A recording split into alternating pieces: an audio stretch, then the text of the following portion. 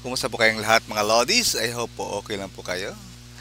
Alright guys, ipagpapatuloy na po natin yung kwento ng asawa kong mayaman. Sana all may asawa na mayaman, di ba? Ang tindi ni Kenyu. Alright guys, wag na natin patagalin guys. Ito na po yung kwento ng asawa kong mayaman. Medyo magalang si Lin Cheng. Okay, kailan? Hindi maaaring tanggihan ni Chin Yu ang gayong magalang na alok. Sabi ni Lance, I'll pick you up at 7 tonight. Okay. Tumango si Chin Yu at sumang-ayon. Sa manner ng pamilya yan, sa panahong ito, kahit na hindi lumabas si Yan Ruizu. Siya ang may kontrol sa lahat ng bagay sa Jiangcheng. Hinawakan niya ang soul nourishment pill sa kanyang kamay at nakangiting sinabi. Ang tableta na ito ay sapat na upang talunin ng pamilya Shen.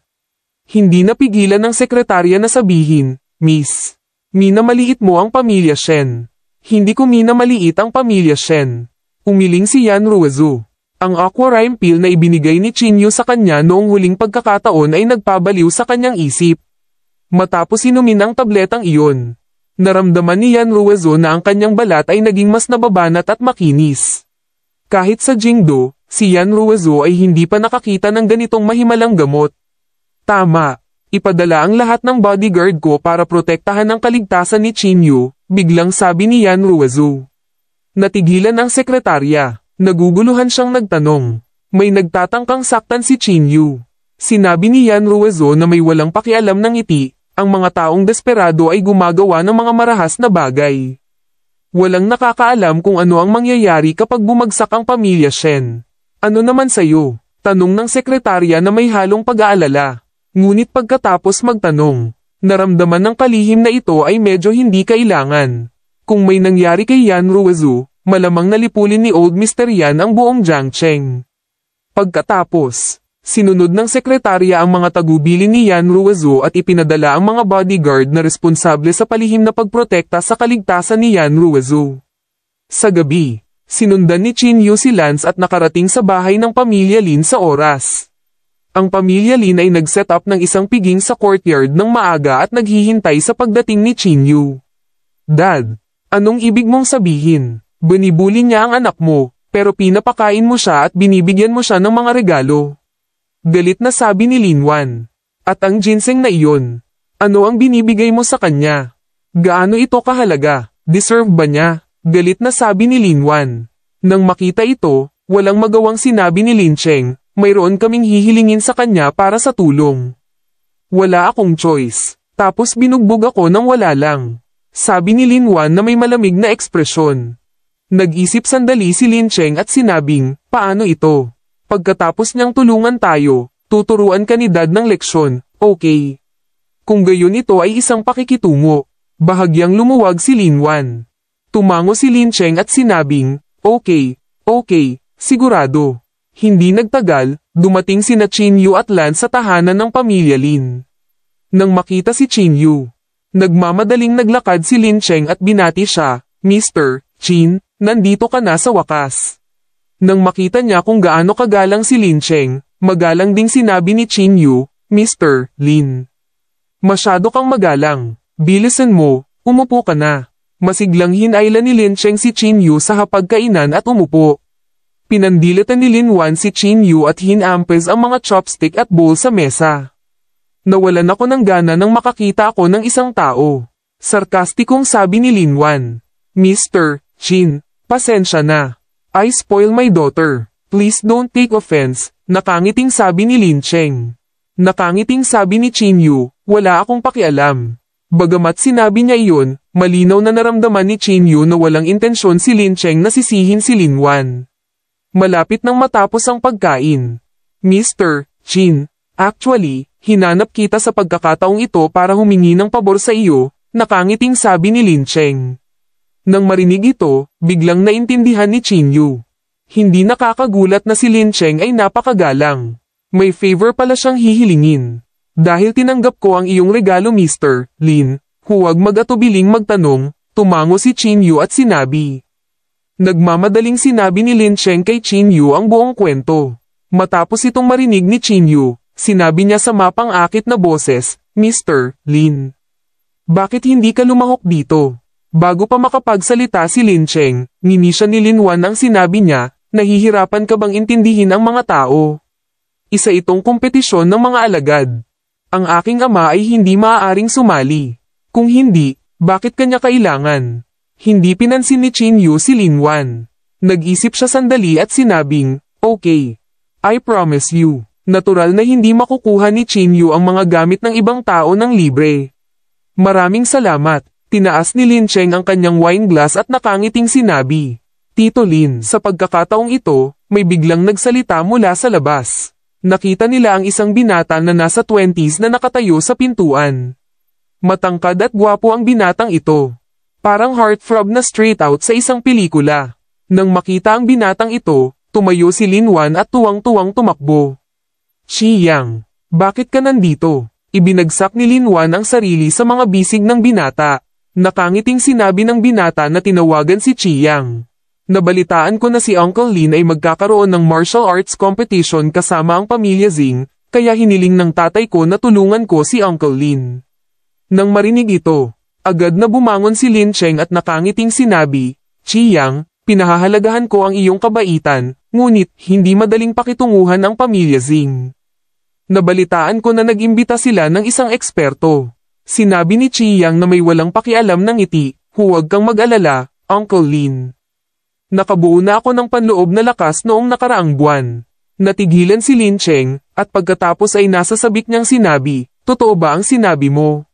Siyempre, ako ay nasa inner strength level 1, sabi ni Qi Yang na may bahagyang pananabik. Oh, ang galing. Masiglang naglakad si Lin Cheng at hinawakan ang kamay ni Qi Yang. Napaka-promising na binata. Napaka-promising na binata, upang magkaroon ng panloob na lakas sa edad na 20, tiyak na henyo ka. Sa oras na ito, biglang tumakbo si Lin Wan kay Qin Yu at mayabang na sinabi. Narito si Qi Yang, hindi namin kailangan ng walang kwentang katulad mo.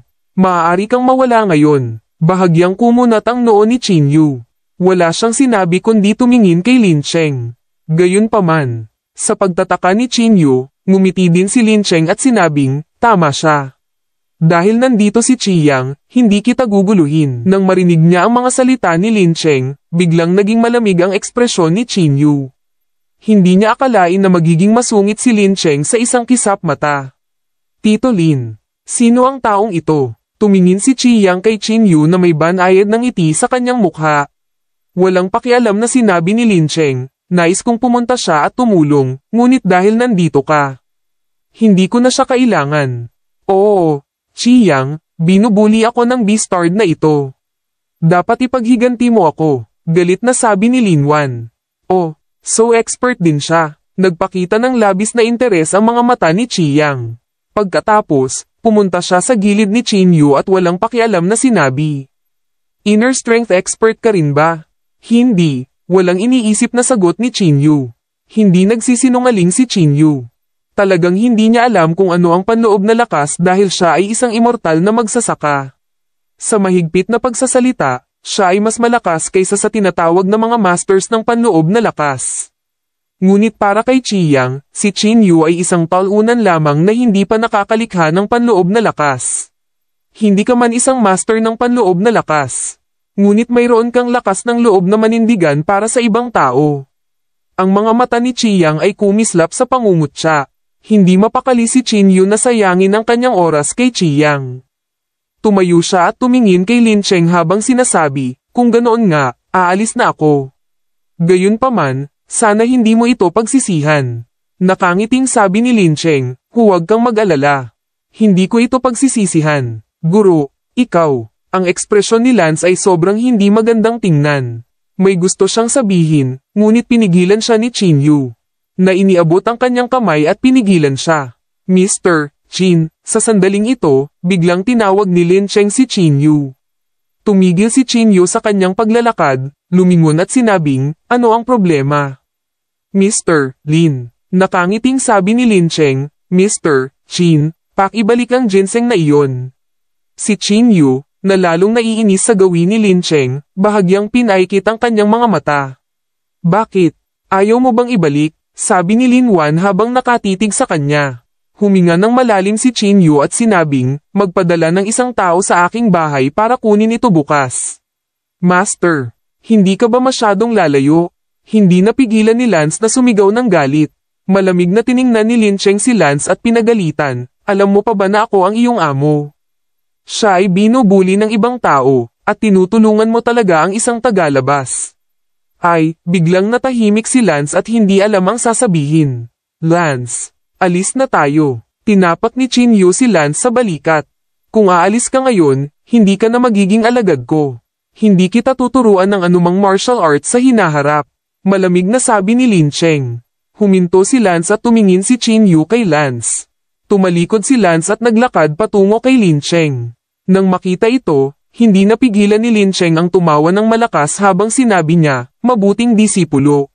Gayunpaman, lumakad si Lance sa gilid ni Lin Cheng at bahagyang yumuko, pagkatapos ay nagsabi, salamat sa lahat ng mga taong ito ng pag-aalaga. Ngayon ko lang nakita kung anong klaseng tao ka ngayon. Simula ngayon, wala nang ugnayan sa pagitan natin. Pagkasabi nun ay hinubad ni Lance ang shirt niya at itinapon sa lupa. Napaka-ungrateful bastard. Malamig ang ekspresyon ni Lin Cheng. Lance, pag-isipan mong mabuti. Ngayon, kapag umalis ka, wala ka nang matutunan sa akin, sigaw ni Lin Cheng mula sa likuran. Sa oras na ito, napangiti si Chin Yu at sinabing, hindi na kailangang matuto mula sa isang jack of all trades na tulad mo. Ha ha ha, huwag kang magsalita ng walang kaparirakan. Hindi napigilan ni Lin Cheng ang sumigaw. Kung ikukumpara sa mga ordinaryong tao, maaaring malakas ka, ngunit sa mata ng mga dalubhasa sa panloob na lakas tulad namin, wala ka. Tumawa si Lin Cheng. Ayaw ni Chin Yu na makita muli ang maliit na kilos ni Lin Cheng, kaya hindi siya nagsalita. Lance, alis na tayo. Sigaw ni Chin Yu at saka naglakad patungo sa pinto. Habang naglalakad silang dalawa sa pintuan, biglang sumigaw si Chiyang, tumigil ka. Tumigil si Chin Yu sa kanyang kinatatayuan. Habang nakatalikod kay Chiyang, malamig siyang nagtanong. May iba pa ba? Napangiti si Chiyang at sinabing, binubuli mo siya. Hindi pa tapos ang usaping ito. Ngumisi si Chin Yu at sinabing, bakit? Gusto mo bang tumayo para sa kanya? Tumawa si Chiyang at sinabing, si Lin Wan ay parang kapatid ko.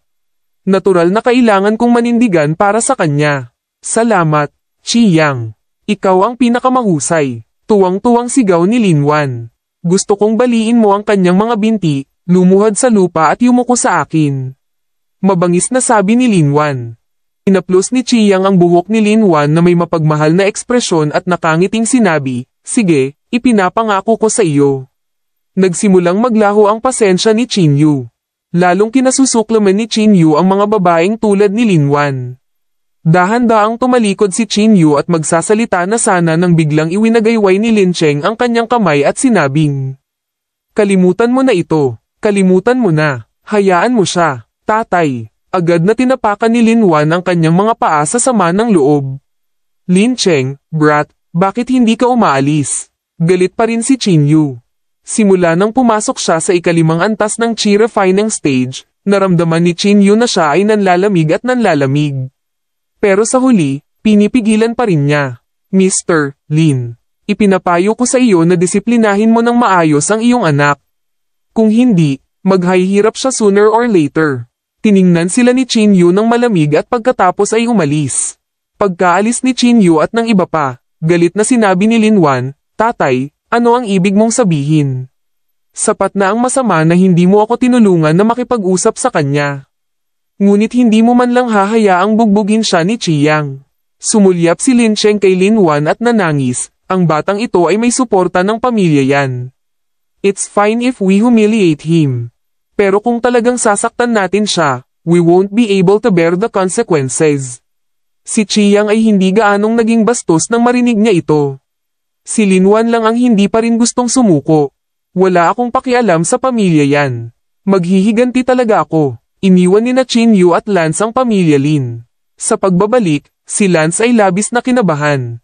Pagdating ng sasakyan sa Dragon Paradise, biglang lumuhad si Lance sa lupa na may plop.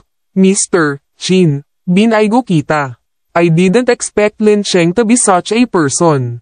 Lumuhad sa lupa si Lance, puno ng guilt ang mukha. Bahagyang kumunat ang noo ni Chinyu. Inabot niya ang kamay niya kay Lance at sinabing, "It's not your fault. Ikaw ang nagulat sa akin." Hindi masyadong naintindihan ni Lance ang mga salita ni Chinyu. Naghinagpis si Chinyu at sinabing, "Sa napakasamang kapaligiran tulad ng pamilya Lin, mabait ka pa rin. Ibig sabihin, isa kang taong may moralidad. Buti pa si Lance na napakagaling na.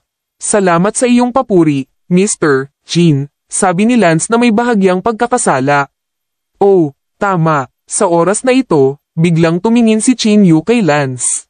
Ngumiti siya at sinabing, "Gusto mo bang magkaroon ng lakas sa loob?" Natigilan si Lance. Nagmamadali siyang tumango at sinabing, "Oo naman." Napangiti si Chinyu at sinabing, "Okay. Pumunta ka sa bahay ko pagkalipas ng 3 araw. Tuturuan kita." Talaga. Nanlaki ang mata ni Lance na parang hindi makapaniwala. Ngumiti si Chinyu at sinabi, "Ang pangako ay pangako. Salamat, Mr. Chin." Tuwang-tuwa si Lance at muling lumuhad sa lupa. Pagkaalis ni Lance, tumalikod si Chinyu at umuwi. Gumawa si Yao Ching ng isang kaldero ng tsaa para kay Chinyu. Matapos makita ang ekspresyon ni Chinyu, nagtanong si Yao Ching, "Mr. Chin, anong meron?" Napaluha si Chinyu. Pagkatapos ay iwinagayway ang kanyang kamay at sinabing, "Talagang tinuruan ako ng pamilyang Lin." Nataranta si Yao Ching. Uminom si Chinyu ng isang subo ng tsaa at sinabi sa kanyang sarili, "Minsan, sa ilalim ng magandang harapan, may maruming puso." Kinabukasan, maagang bumangon si Chinyu at tumakbo sa paligid ng Dragon Paradise kasama si Yao Ching. Tumakbo silang dalawa ng 30 laps ng mahigit 2 oras. Pagbalik nila ay basang-basa na sa pawis ang dalawa. Gayunpaman, ang pagkakaiba ay si Yao Ching ay humihingal habang ang paghinga ni Chinyu ay panay pa rin. "Mr. Chin, kailan mo ako tuturuan ng ehersisyo sa paghinga?" Hindi maiwasang magtanong ni Yao Ching. Napangiti si Chinyu at sinabing, "Huwag kang mag-alala. Since I promised you, tuturuan talaga kita." Habang nag-uusap sila, bumalik ang dalawa sa kanilang bahay. Pagdating pa lang nila sa pinto, nagulat si Chinyu nang makitang may nakaparada na sasakyan sa pintuan. At sa tabi ng kotse ay nakatayo ang isang lalaki sa edad na 50. Bahagyang kumunat ang noo ni Chinyu. Naglakad siya pasulong at bago pa siya makapagsalita ng anuman, kinumpas ng lalaki ang kanyang mga kamay at sinabing, "Pagbati, Mr. Chin." Lalo nitong ikinalito si Chinyu. "Ikaw." Tumingin si Chinyu sa lalaki at magalang na nagtanong. Alright guys, natapos na naman po yung panibagong kabanata natin guys. I hope po nag-enjoy po kayo sa ating bagong kabanata. At abangan nyo na naman po yung susunod na kabanata mga Lodis. I hope po i-share nyo po at i-like yung kwento ng asawa kong mayaman. Sana all. Alright guys, ito po si DJ Maki 101.1 Team Power Flowers. Thank you so much mga Lodis. I hope po i-bless kayo this day at mag-iingat po kayo. Bye-bye!